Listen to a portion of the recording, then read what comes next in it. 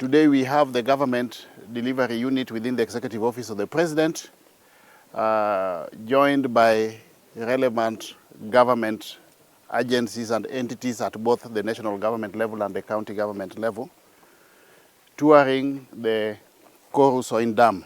The primary objective of this visit is one, to ascertain the exact status of this project on the ground and also get to know firsthand the challenges facing this project. You are aware that this project has been on the cards for quite a while, but it has more or less stalled. We want to unlock the challenges facing this project so that it is pursued to a logical conclusion within the tenure of this government.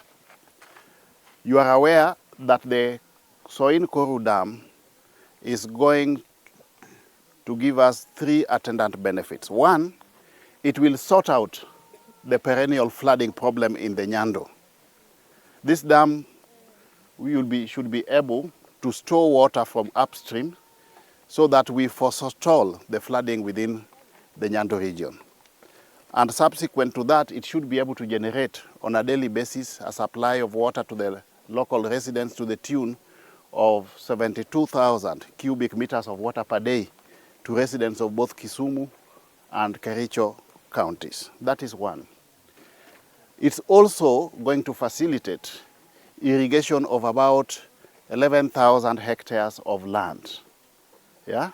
So that will go to a long way in supporting our food security within both Kericho and Kisumu counties. Most importantly as well, it's going to augment supply of power. It's capable of producing about 2.5 megawatts of power, which can also be channeled to the national grid over and above the utilization levels for the dam itself.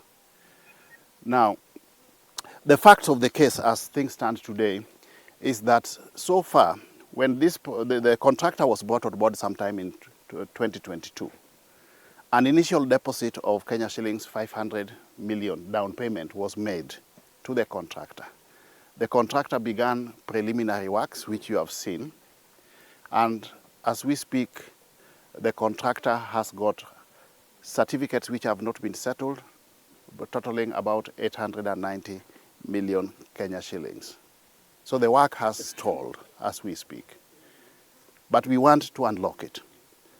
So, having consulted with the relevant stakeholders within both the national government and the county government and even the local leadership, there are 2 issues that we need to address. One, the project must go on. 2, there's the pending issue of compensation for land. That also has to be addressed. Awards were issued, but we have got a financial outlay of we require about a financial outlay of 2.2 billion shillings to sort out the land matter. So what we have agreed on by way of intervention and for purposes of sustainability of the project is that as we speak, the State Department of Water has made a request to the National Treasury to the tune of about 900 million Kenya shillings for purposes of this project. The suggestion we have is that once that money is disbursed by the Treasury, half of it will go towards payment of the contractor to partially defray what is accrued to the contractor, the financial outlay accruing to the contractor based on certified certificates. We have agreed with the contractor that subsequent to receipt of the same, he is going to instantly resume work. The other half, 50% of whatever money is released by the Treasury, will go towards compensation. So we will be sorting out 2 problems at the same time, 2 challenges at the same time. Compensation will go on, it will be work in progress, and work will do what? Work will resume. The second thing that we have agreed on is the need for urgent stakeholder engagement. More often than not, such projects run into challenges because the stakeholders pertaining to the project do not know the status of the project and the way forward on the project, and also how issues pertaining to land compensation or way leaves are being addressed.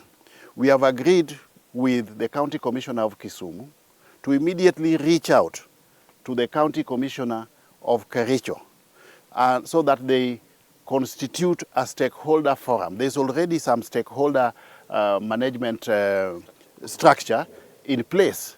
We want an all-inclusive stakeholder engagement forum to be constituted and held, involving all the pertinent stakeholders.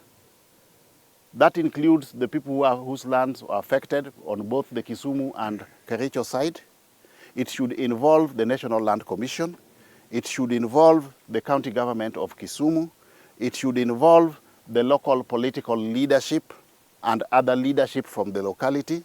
It should involve the National Water Harvesting and Storage Authority, KenGen for purposes of power generation, among others, and also KPLC and even KERA, the road agencies, so that we also start doing some forward planning with respect to the access road.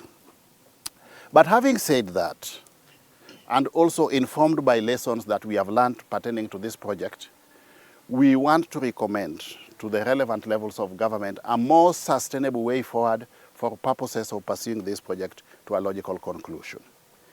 If every year the fiscal space is only able to accommodate about 1 billion shillings for this project, then that means that all factors being held constant, we will require a whopping about 20 years to complete this project. So we are suggesting that the most important and urgent thing is to get this project back to life through the budgetary provision from the National Treasury. That will go towards partial defrayal of what is owed to the contractor and partial defrayal of what is owed to the landowners.